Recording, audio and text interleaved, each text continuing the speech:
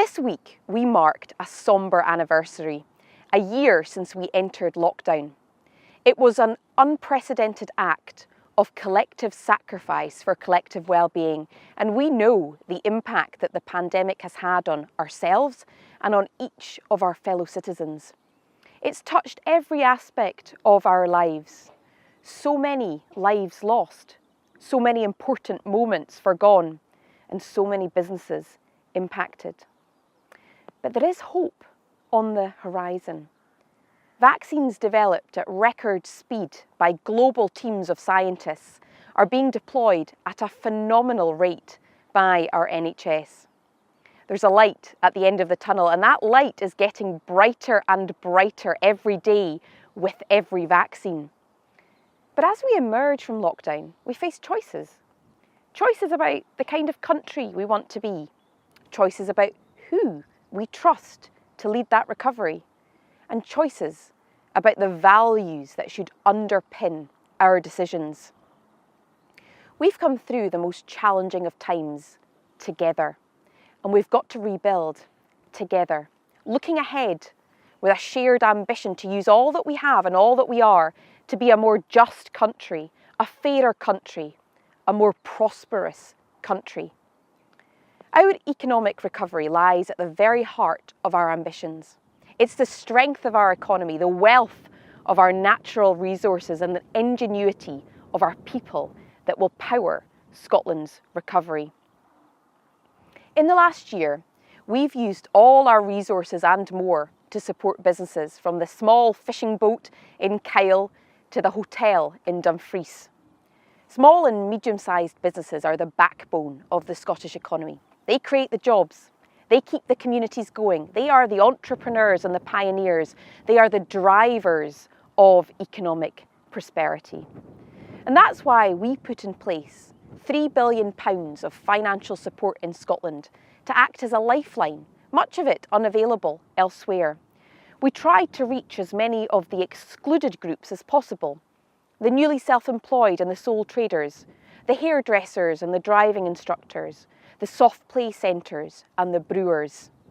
These businesses display the best of Scotland, and we've used every penny at our disposal to reach as many as possible so that none are forgotten who could have been supported. As we emerge from lockdown, we won't stop offering support as the only government in the four nations to offer 100% non-domestic rates reliefs for a full year for various sectors, and reducing the rates poundage so that businesses can protect jobs and recover. A re-elected SNP government will put the creation and the protection of good green jobs right at the heart of our economic policy. We'll continue the National Transition Training Fund, providing support to anybody facing redundancy or in unemployment to retrain in areas of growth. Just as responding to COVID-19 has been a collective effort, so economic recovery must also be a national endeavour, empowering everybody to play their part. There has been a disproportionate impact on certain groups, on women and on young people, and our election commitments recognise that. Too few women get the help they need to start out in business, and so we will create a women's business centre backed by £50 million of investment over the next Parliament to help create, to grow and to develop the next generation of women-led businesses. We also know the pandemic has had a stark impact on the job prospects of our young people. Through our Young Persons Guarantee, we will ensure that every 18 to 24-year-old is given an opportunity of a job, an apprenticeship, education, training or volunteering. We'll make it easier and more affordable for them to get to work by expanding concessionary travel to everybody under the age of 22.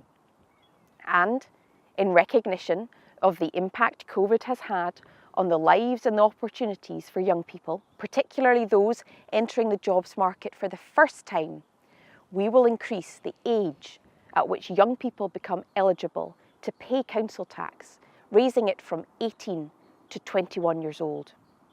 For a young person living alone in a Band B property, that will mean an annual saving of around £750. In a few short weeks, the people of Scotland will go to the polls to choose their government. The next session of the Scottish Parliament will be crucial to Scotland's recovery.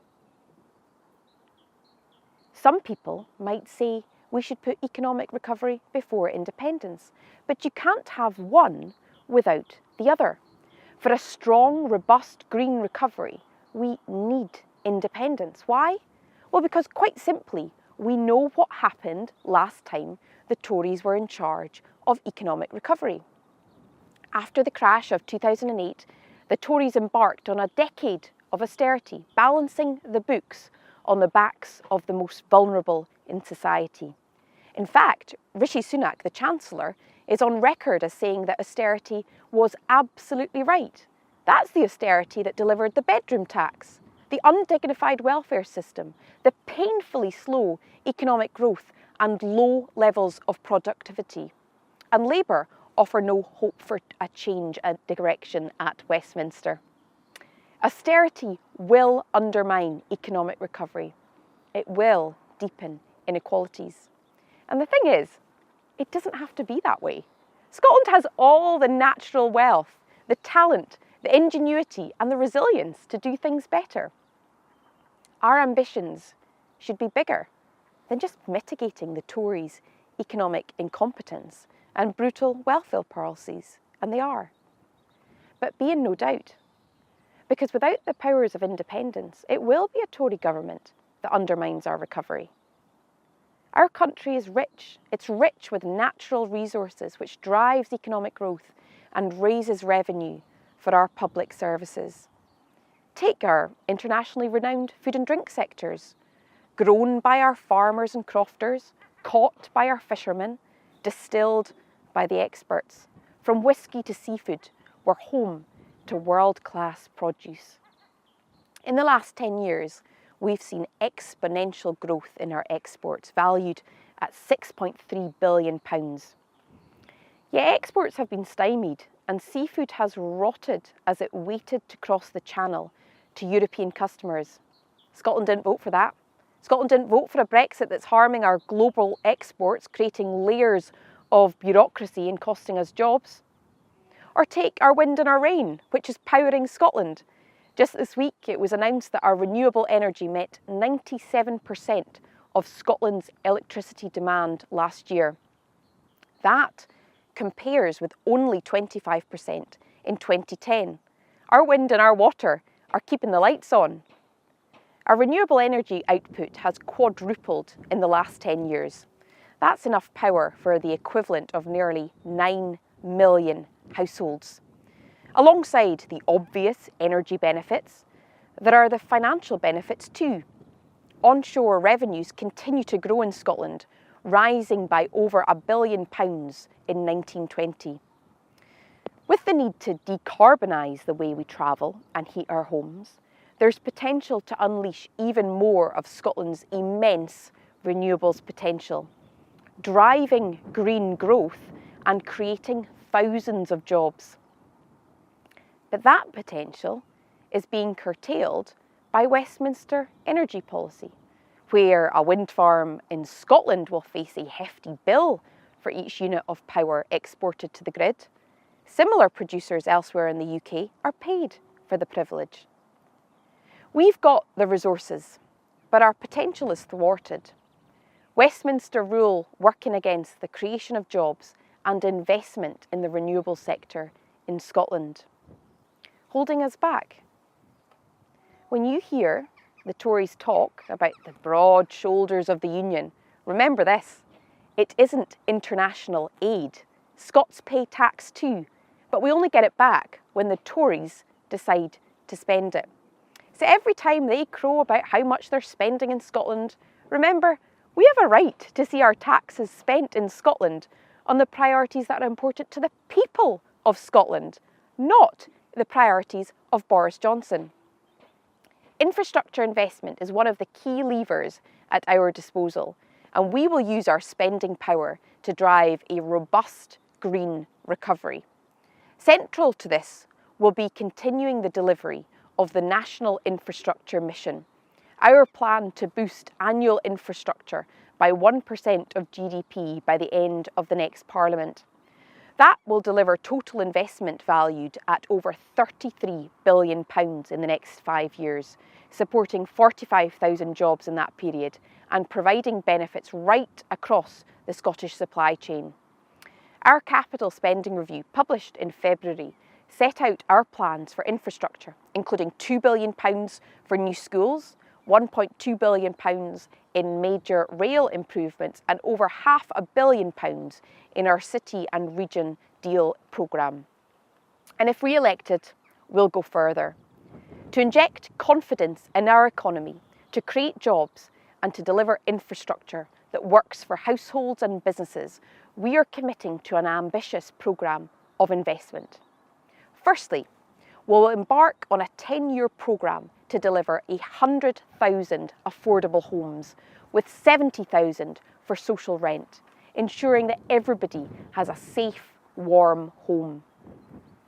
Secondly, we'll establish a £100 million digital boost scheme to support small businesses to become fully digitalised and access the benefits and productivity gains of the digital economy.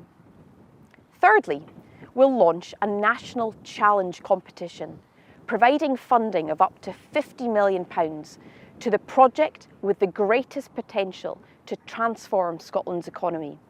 And fourthly, we'll invest an additional £500 million over the next Parliament to create new, good, green jobs, to support people to start and grow a business and to reskill for the jobs of the future.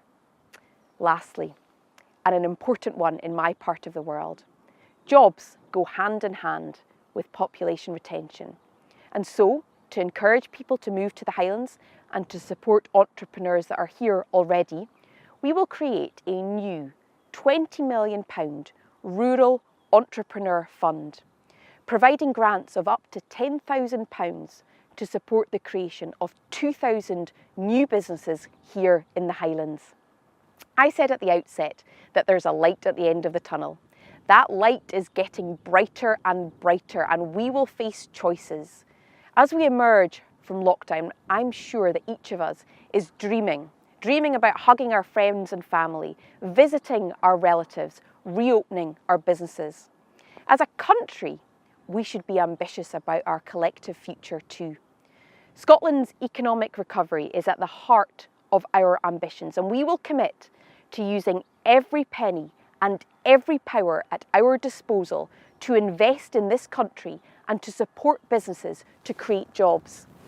But the bottom line is this: despite all the many strengths of the Scottish economy, we need the full levers of control if we really want to be more prosperous, more just and fairer.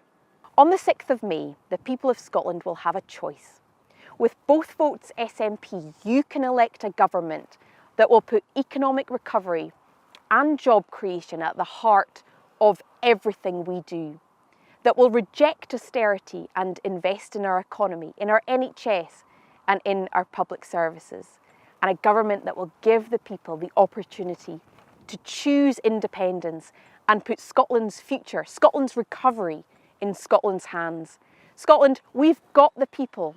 We've got the resources. The only thing we don't have is the independence to deliver our ambitions.